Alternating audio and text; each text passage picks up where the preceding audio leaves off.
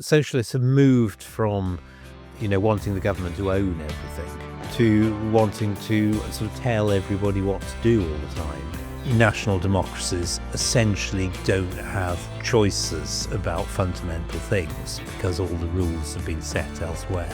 Everyone in the Labour government wants to go back into the EU. I must say I don't really see how we're going to do what's necessary in terms of immigration control, citizenship, nationality, all those sort of connected questions until we're free to take those decisions for ourselves.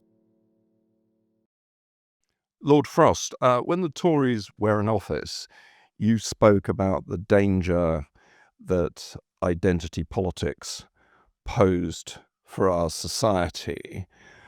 Since Labour have come to power, has the situation remained essentially the same? Has it got worse? What's your assessment? It feels like it remains essentially the same. I think Labour can see some of the PR problems for them, if nothing else, in the extremes of identity politics. So, they don't seem to have pushed it in policy terms quite as much as I'd have thought, even though obviously, all their supporters and MPs are, pretty convinced on this stuff. I'm not seeing much rolling back either, though. And, there is obviously a kind of wider sort of vibe shift going on related to Trump's election that constrains them a little, but doesn't seem to have changed things too much here yet, I would say. But we see, for example, and this may be a product of the way in which virtually every institution seems to have been captured by this strange kind of wokist new left ideology.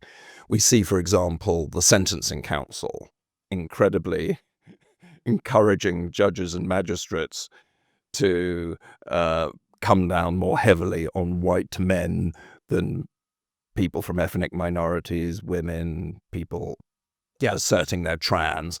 I mean, that's a pretty extraordinary thing. I don't know what the government's going to do with it. Well, talk but do nothing, it seems. I mean, people accuse the last Tory government of acting like commentators rather than actual governors. And the Justice Minister seems to be doing the same thing. She says it's unacceptable, but she's not taking any powers to do anything about it. And as far as I can see, she doesn't have any powers to change this. So perhaps she's just hoping it will all go away somehow, or people will forget caring about it. And she might be right about that because people move from one thing to another. I do think, there's a lot of focus on the phenomena of identity politics without looking at kind of the underlying causes behind it. And it's easy to get just distracted by, this is today's phenomenon, tomorrow's is Shakespeare and decolonization or whatever, and then the world moves on to something else. But the real problem with identity politics and the Equalities Act is one that it encourages everyone to think in these like group rights terms. The important thing about you is not that you're British, but that you're a woman or you're gay or you're trans or whatever the thing is. Everyone's encouraged to think in those terms. And then because of that, we've got this kind of policing of the discourse to mediate relations between these groups. And that's where a lot of the free speech clampdowns come from. And I do think it's important not to get consumed in outrage at the latest thing, but to try and look behind it, see what's going on here, and have a proper plan to start dismantling this if we ever get the chance again, because Labour's not going to, obviously. Yes, that's a very interesting point, because I think part of the problem for those of us who are, say, broadly speaking, cultural and political, if not necessarily economic liberals, is that the people who are pushing this agenda, who are essentially the entirety of the sort of mainstream establishment left, don't really take ownership of it in the same way that authoritarians in previous eras were quite proud of, whatever sort of draconian measures they were wanting to impose. So it doesn't really have a label. People can't quite see it as a cohesive whole. And that's part of the problem, isn't it? I mean, they've succeeded in presenting it as normal. Like, any decent person thinks these things, so what's the problem? And you still even now hear people saying things like, wokeism is just about treating people decently or whatever, and trying to elide kind of, just being courteous to people with the very insidious control of speech and ideas that has come with identity politics. And I do think there probably is going to have, if we ever get back in power, um, some sort of assertive pushback on this sort of thing, because, as you say, the institutions have been so captured. I don't know whether everyone on the sentencing council believes in the ideology that's produced these guidelines, but certainly they're all too frightened to speak up against it if they don't believe it. And we've got to bring back some more of that balance. I think, as well as delegitimizing the ideas. And Trump is doing that so well just by laughing at them, essentially, mocking them, mocking the supporters. And it is beginning to change the culture. If the Conservatives or some sort of coalition of centre-right parties ever does come back to power, I mean, should they look at the Equality Act, which seems to me pretty fundamental in this area, the whole notion of protected characteristics? Absolutely. We absolutely should. We should have done it before. Some of us pushed for it in government and were told that, probably rightly, were told there was no majority to achieve change because a good chunk of the Tory party wouldn't support it. And that illustrates the difficulty that we're in. We absolutely do have to change this. I mean, I think probably it's necessary to have a general anti-discrimination law, but what you don't need is positive discrimination. What you don't need is group rights. And of course, it goes even further in the public sector, where there's this positive duty to compensate for so-called ill treatment of minority groups. And that's what's produced a lot of this massive bureaucracy in the public sector that's driven so much of what we're seeing. So it just needs stripping right back, I would say. I think, most people in Britain, the society's changed a lot, obviously, from the 50s and 60s, when the very first kind of anti-discrimination legislation was being created, Race Relations Act in the 70s. The society's changed a huge amount, and I'm no longer convinced that, we need this kind of heavy-handed legislative provisions to stop people treating each other decently in general terms. I mean, that's part of the tragedy for me of the situation that, when I was growing up in the 70s and early 80s, clearly there was a lot of racism. There was a lot of intolerance of people who were, say, sexually different and so on. But what was happening quite sort of spontaneously was that we were evolving into a society in which people couldn't give a damn about what pigmentation of skin you had or religion you had and so on. But now the left has injected into the body politic and indeed into our system of law race-based politics, almost a kind of new apartheid. Yes, yeah. And this is now creating, is not one of the dangers, you're going to create counter-identitarianism. I think that is a real danger. All this stuff is drawing attention now to these characteristics. I think 20, 25 years ago, to a large extent, most people had kind of stopped caring about skin color. It just wasn't a thing in most areas. And now you're forced to care about it again. And if you're in the public sector, you're not allowed not to care about it. It's a duty on you to care about it. And, that is a retrograde step, in my view, compared to where we were before. And it's obvious that if you prosper in your career, in your life, whatever, through being a defined member of a defined group, then everyone's going to, in the end, want to be a defined member of a defined group. And that's what we're seeing with the very first kind of movement about sort of ethnic Englishness, white nationalism, all these things that are sort of swirling around, some of which are kind of reasonable responses, some of which are not. That's what I always feared we would see with this. And now we are beginning to see it. And I don't think that's good either. Professor Beck of King's College War Studies Department said, and I thought a fascinating interview, that he sees the possibility of Britain moving towards a situation which is almost a sort of civil war situation comparable with what existed in Northern Ireland during the Troubles, whereby you get identity politics being counted increasingly outside of the big city centres by a counter-identitarianism. I mean, do you see that as a potential danger? I mean, I listened to his podcast and I haven't read his article, I'm afraid, but I I see what he's getting at. I can see things happening in society that could take us in that direction, obviously, but I think it's quite a long way off. I don't think we're so far down the slope that these things are inevitable. We're still in our power to behave differently and prevent them happening. And I think that's what we should kind of focus on rather than give up and say, kind of flee to the country, know who your neighbors are, look after yourself. We aren't quite to that point yet. And I don't think we ever need to be if we do some pragmatic, sensible things. I mean, I think one of the key dangers in relation to this will be if the government does impose an official definition of Islamophobia. So we got rid of laws, quite rightly, in relation to blasphemy concerning Christianity, but now we seem to be getting a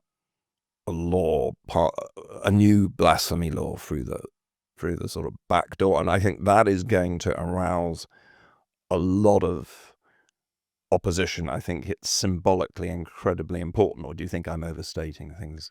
No, I do think it's a problem. Islam is not a race; it's a religion, and I do think everyone should be allowed to criticize, any religion, if they wish to. And this is obviously being used to shut down debate. That's the problem. It goes well beyond the kind of notional subject matter. And of course, we're also going to see, one person's right conflicting with another.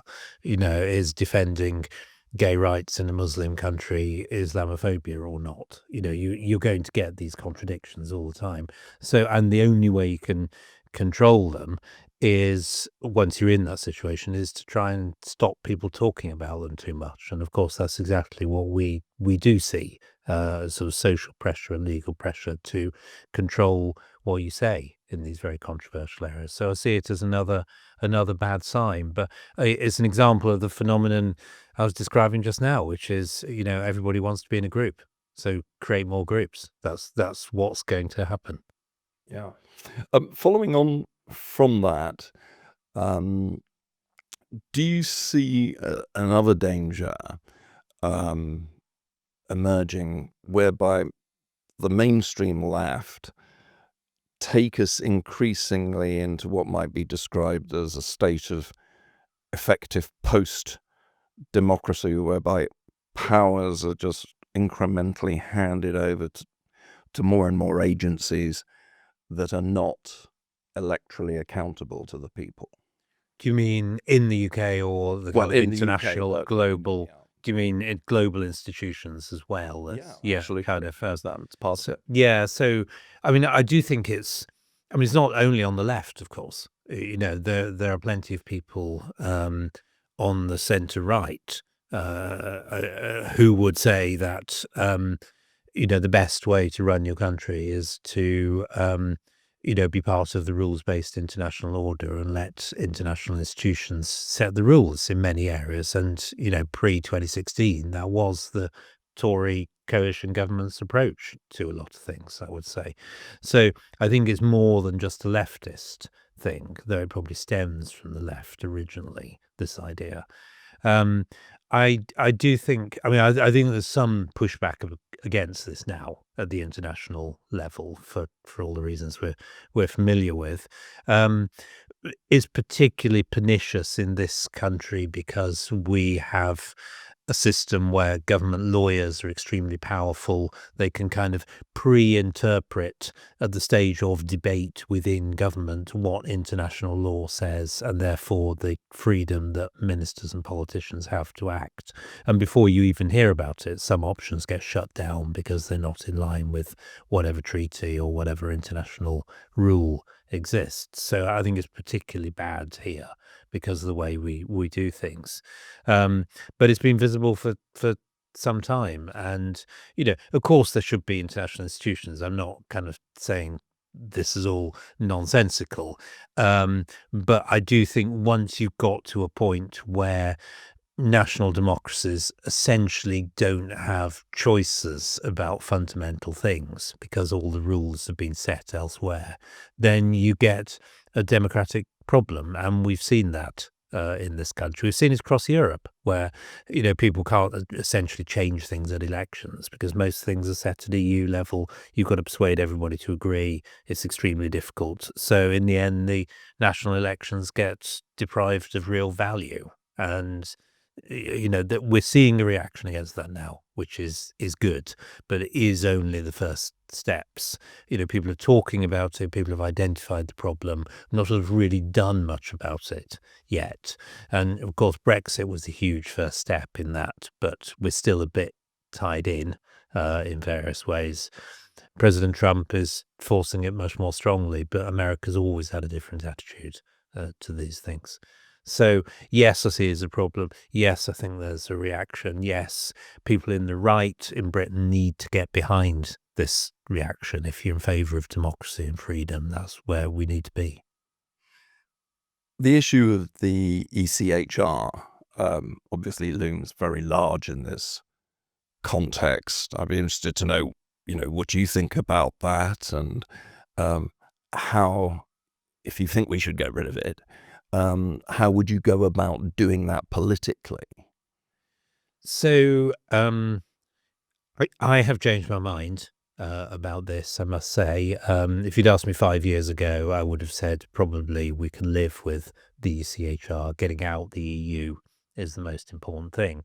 Now we can all see that getting out of the EU has merely revealed how powerful the ECHR and the Strasbourg court still are. It's sort of, swept away the curtain.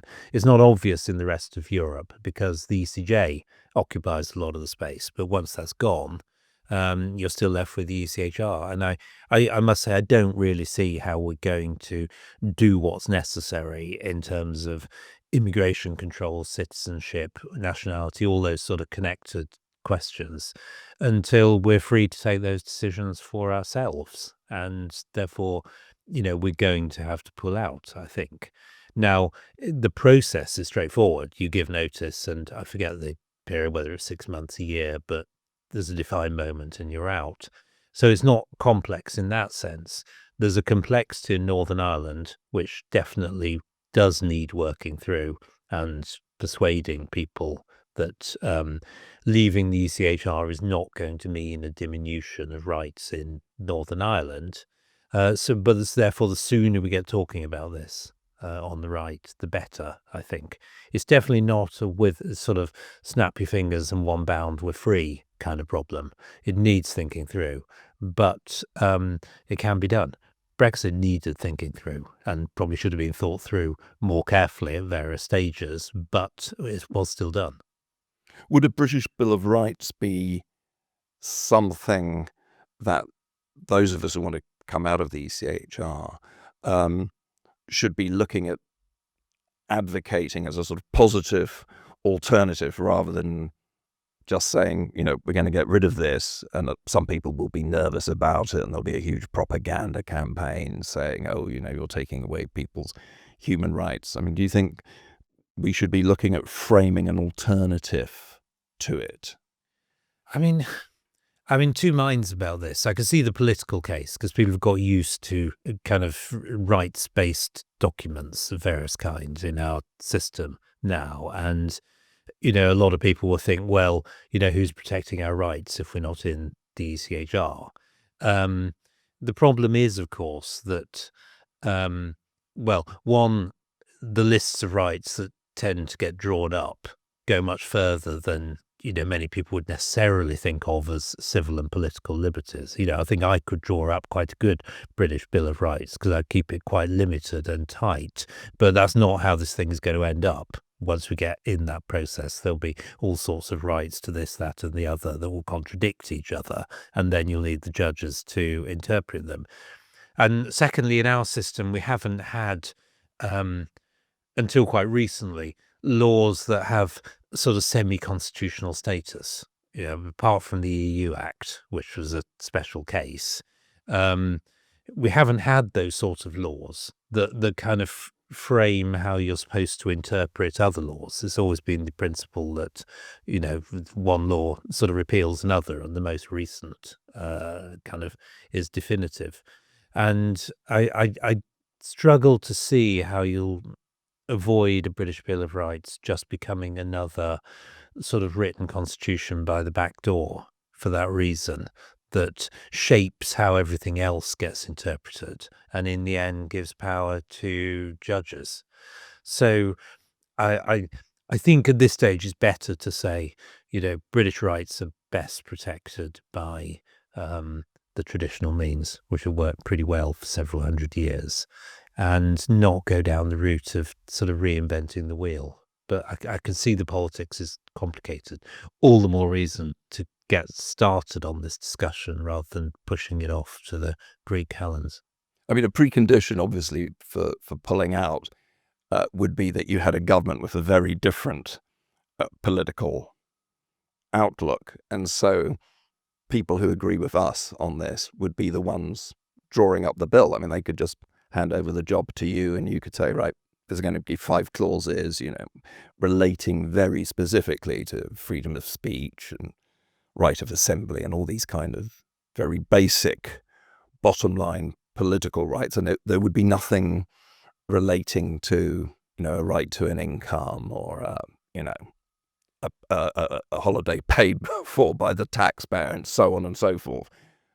So couldn't we do that? I mean, you could do it in theory. And of course, to get to this point in the first place, we'd have had to campaign on it. We had to win an election with a, a strong enough majority to override dissenters in Parliament and so on and so forth.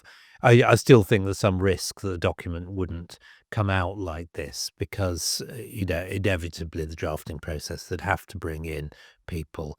And, what we're trying to do is establish a new consensus here. We aren't trying to exploit a temporary victory to kind of impose a victor's settlement. We're trying to get a new way of doing things in Britain that everybody can buy into. And once you've created a British Bill of Rights, one day you lose the election and it gets changed and you're back in the same situation. I think we should be trying to, establish a different way of doing things that everybody can feel more comfortable with.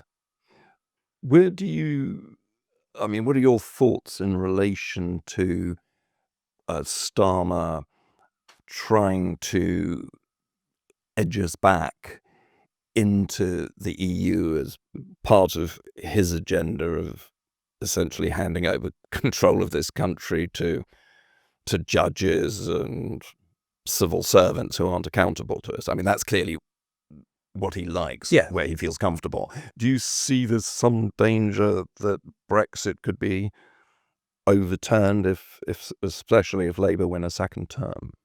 Second term, I think, is up for grabs. Yeah, I think in this parliamentary term, unless there's some, shocking event, I think I think it's too difficult. I mean, of course, everyone in the Labour government wants to go back into the EU. That's goes without saying. It's only the domestic politics that stops them. I was in Brussels this week for the UK-EU Parliamentary Assembly, which is a sort of talking shop between the two parliaments. And of course, our delegation, the UK delegation, is mainly a Labour delegation nowadays since the election.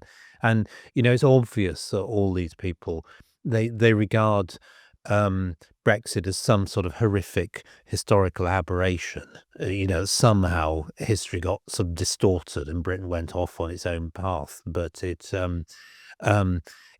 just sort of wrong in their minds. They feel embarrassed about it and they just want to re-establish the status quo ante. That's what they want to do. So one must interpret all their actions with that in mind. I don't think, not rejoining the customs union, not rejoining the single market, that's just pragmatism looking at current politics. It's not what they actually think about things. So I think what they will try and do, and what we're seeing, is this reset which inches us back in certain areas, brings back the Court of Justice and EU law in areas like food standards, the emissions trading scheme, and so on. And they're just passing a law here in the Parliament here, which will give UK ministers the power to align all our goods regulation with that of the EU, with basically no further parliamentary say. And I think what they're trying to get to is something like the Theresa May Chequers scheme, where there's close goods alignment, close alignment in some other areas, some sort of facilitated customs arrangement that isn't quite the customs union, but keeps us firmly in the economic orbit again, and hope that we settle there. And, we all oppose Chequers for very good reasons. And I think going back there will be extremely bad for the country. But that's where I think they want to go in this term, bit by bit.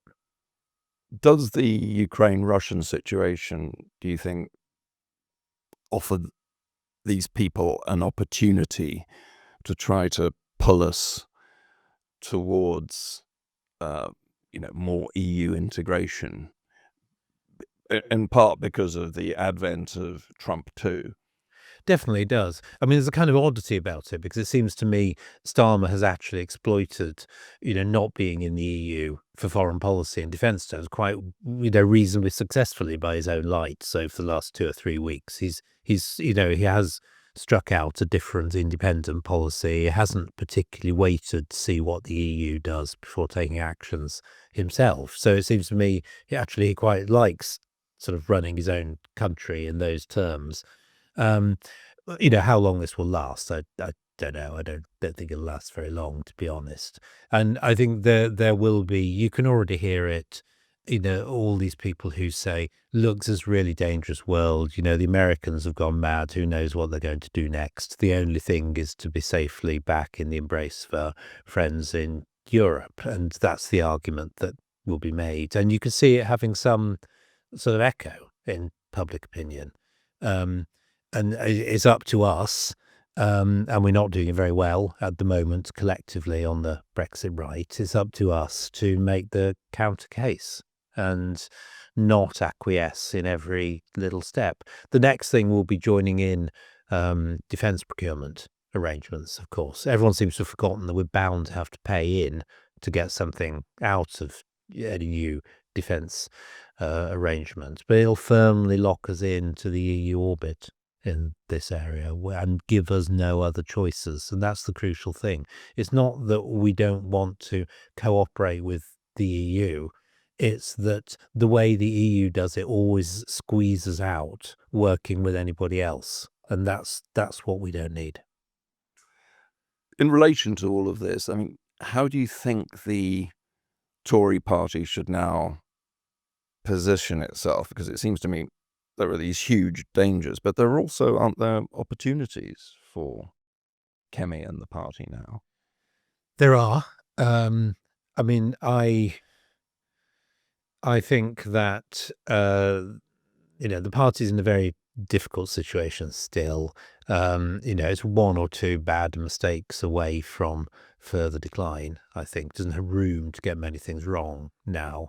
And I've kept saying to relatively little effect that the party needs to, some people would say move to the right, others would say, I would say, move to normal mainstream conservatism again, and attempt to occupy reform's turf in that way. And if it means losing some people on the left of the party, so be it. That's the price of brand clarity, and being able to persuade people that it'll be different next time and that the failures of the 14 years won't be repeated. I don't know whether that's going to happen. Some days I think it and some days I don't. And I think in a way at the moment it's quite good to have competition between Reform and the Conservative Party. Who's got the best offer, who can organise themselves best, who can get really onto mainstream Conservative turf. I mean, Conservatives are supposed to believe in competition, and when the election is not imminent, maybe this competition is quite a good thing. You talk about brand clarity. What are the sort of fundamental principles you think the Conservative Party should now be articulating? Because it seems to me, ever since John Major, the Conservative Party's had absolutely no philosophical, moral profile whatsoever. I mean, none of the leaders really have articulated a coherent worldview compared to that of the centre left. So what are these principles in your opinion? Yeah, I mean, and it's not difficult either. I think, most Conservative voters know basically what the principles are. And in fact, when you join the Conservative Party, you have to sign up. The document you sign says you commit yourselves to the aims and objects of the Conservative Party, but there's no document actually setting out what they are. Yeah. So, those aims and objects are whatever the leader thinks they are at any given moment. And it turned out 12 months ago they included banning smoking and reforming A-levels, none of which people have particularly thought were core Conservative principles until that point. And that's the risk. So I do think that the party ought to have a kind of statement that you're obliged to sign up to if you're a Conservative. Yeah, something like that. I mean, it's got to be high enough level that it isn't constantly outdated by events, but it's also got to be meaningful and not motherhood and apple pie. And, it should be, things that should be in it are standing up for national independence, democracy, proper defense policy, control of the borders, genuine control over who's able to be here and who isn't, pride in Britain's history, culture, achievements as a nation, and on the economic side, as small a state as we can get to, low taxes, public spending to support those who can't support themselves, but others should be expected to work and support themselves. And, the market principle, free markets, in every area that we can bring it in. And, I'm sort of drafting off the top of my head, but something like that seems to me the core of the Conservative principles, which on the one hand is about the nation. It's standing up for Britain as a nation, a meaningful, worthwhile project that you can be proud of being part of. And on the other, an economic policy that creates the maximum amount of economic freedom, generates growth, allows people to fulfill their own aspirations in life to the greatest possible extent. And to me, this just seems obvious, but it doesn't seem to be that obvious to many people. And that's why the party is where it is. I mean, it's one of the problems Conservatives have had.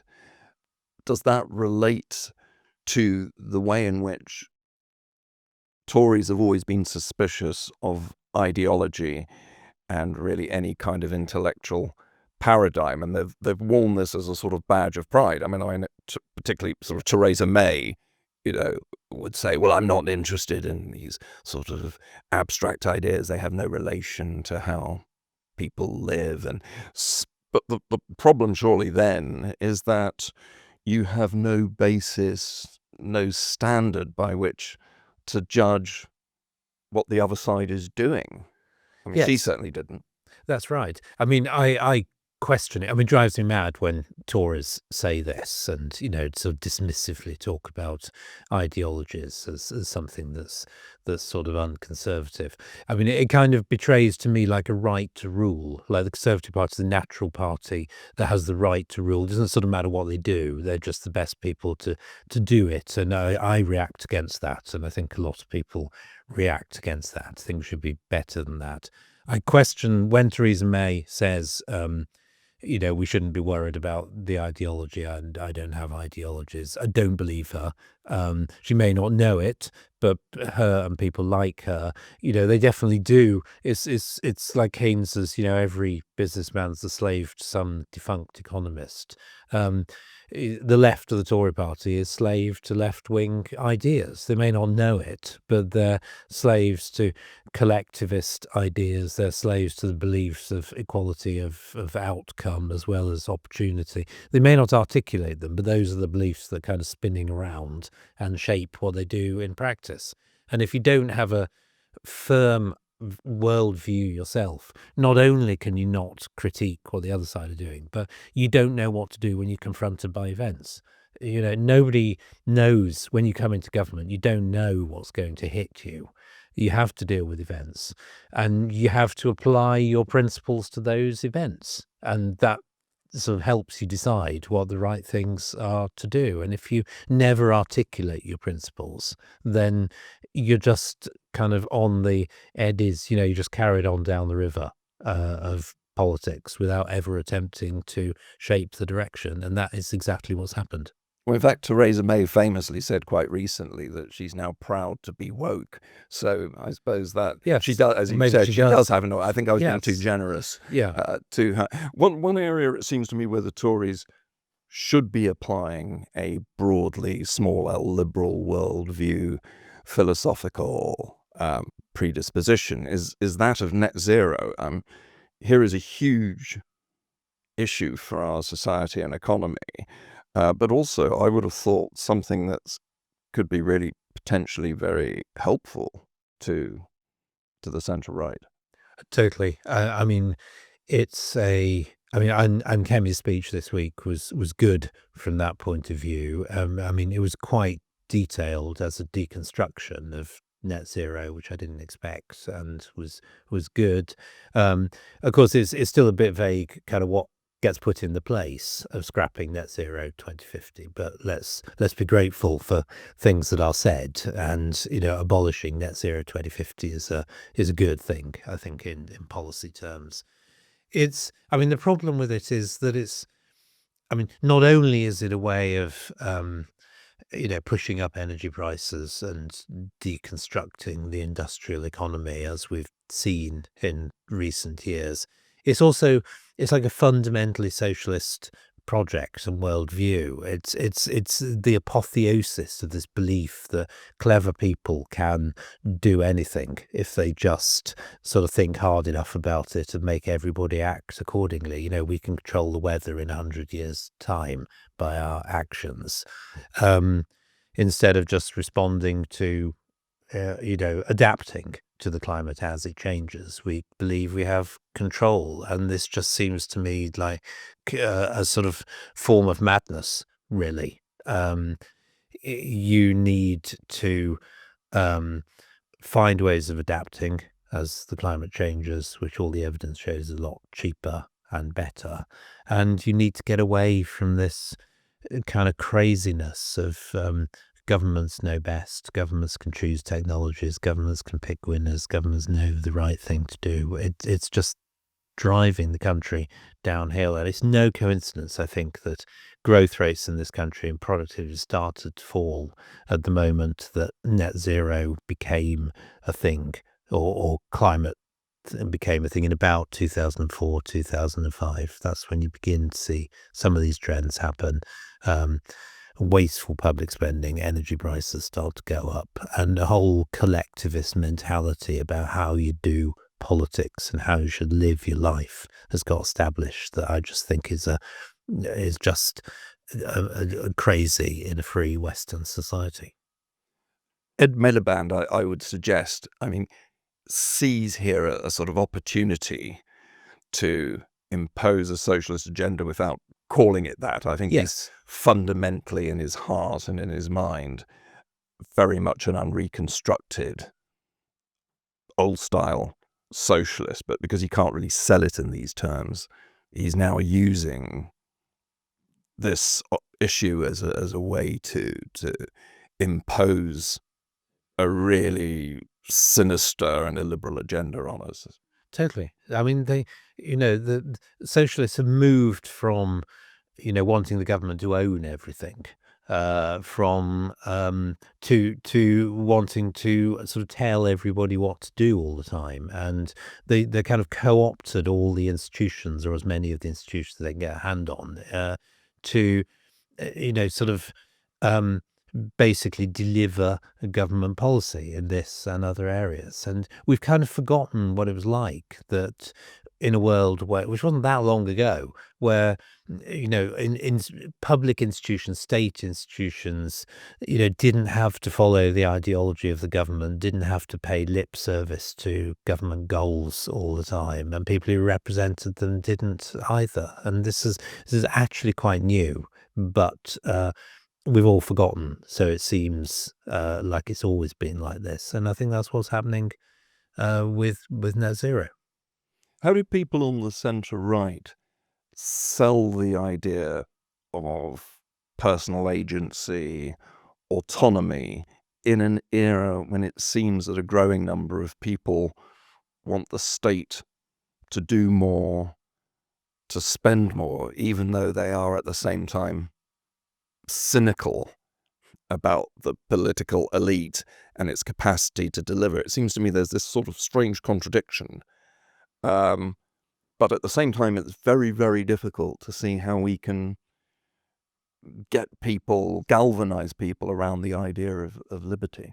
It is. It's a very odd paradox at the moment that politicians are regarded as the profession that's held basically in the lowest esteem of any, as far as I can see. Yet all the politics about giving more power to politicians to do things and spend more of your money. And I mean, there's been a kind of general collectivist trend in sort of intellectual life over the last 20 or 30 years. That's kind of part of the reason. But I think also a lot of people do believe that, the last 20, 25 years have been a history of like rampant free markets run wild, sort of Thatcherism gone mad, rather than, the state being the biggest it's ever been and taxes. So there's a kind of not quite understanding, I think, what has actually happened over the last couple of decades. And that's the background that, that's where we are. We've got to operate within that. I think part of it is, the Thatcher government, and to be fair, the Major government did quite a lot of kind of explaining to people. It's part of their political kind of approach. We can't go on as we are. This is how you run a modern economy. These are the things you got to do. This is how it works. And it was kind of drummed in to people. And in the end, it stuck. And we've lost all of that, obviously. So that's part of it. But I do also think, we do talk about freedom as it comes across like it's a bit of a burden sometimes. We need to talk about freedom as being exciting. This is your chance to have the economic power to do what you want with your life. If you want to spend it running a charity, supporting people, whatever, that's your call. If you don't want to do that, you could do something else. It's your call. It's your freedom. It's your life. And I think we can, again, in the 80s and 90s, we captured some of that, the excitement that you could go places, get on, do things, opportunities opened up that didn't exist before for a lot of people. We need to kind of capture that, recapture some of that in the way we talk about freedom, make it seem like a positive thing. My last question, Lord Frost, relates to what you would do if you had a sort of Trump-like, executive order superpower. What is the institution or the law you would get rid of, or indeed possibly create from new? Well, there are two things I'd like to do. Am I allowed two? Okay, just on this occasion.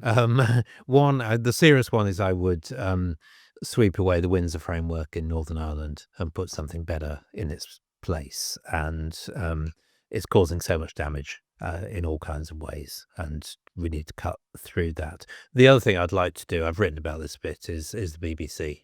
And I would like to not abolish the BBC, but kind of abolish everything apart from Radio 3 and maybe Radio 4 and perhaps the World Service. And I'll make it illegal for Radio 3 to broadcast anything, any music that's been written after 1900, other than Vaughan Williams and Elgar. And, but the serious point is, the BBC's got too big, too sprawling. It doesn't do the things that only the BBC can do. And it does a whole load of stuff that lots and lots of other people can do perfectly well. And I think it needs somebody sort of cut through that, prune back all this sort of rubbish they do and focus on, public service once again. Absolutely. I mean, I'm always amazed to see these sort of puff propaganda pieces the BBC put out. The latest one by Clive Meyer, he's saying, you can trust us.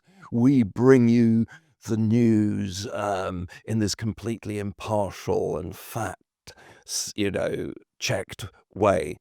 It's an absolutely rubbish, isn't it? Joke at the moment. I mean, trust in it. I mean, it's probably still higher than than for the mainstream press, but it's definitely fallen off. And this BBC Verify thing that is just a sort of organ for injecting a particular worldview into the way the BBC does its reporting, is very damaging. And the BBC should be embarrassed, ashamed at some of its news reporting. If you look at its news website, it's absolute rubbish. It pays no attention relation day to day to, what a normal news agenda would be.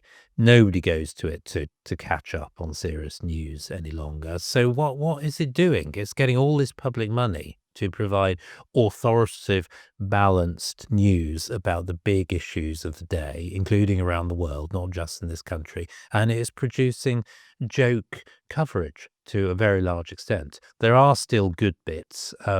What's his name? Steve Rosenberg in Moscow, for example, is a very good, serious reporter and knows the country and, produces some very balanced stuff. But its Middle East coverage has been a bit of a joke. And, there are other areas. That's putting it politely. Yes. I mean, embarrassingly bad. And other areas, much of the world, it just does not attempt to cover in any way. And that is not what the BBC should be about. And they should be embarrassed about it. On that note, Lord Frost, thank you so much for talking to me. It's been fascinating. Thank you. It's been a pleasure. Thanks. No.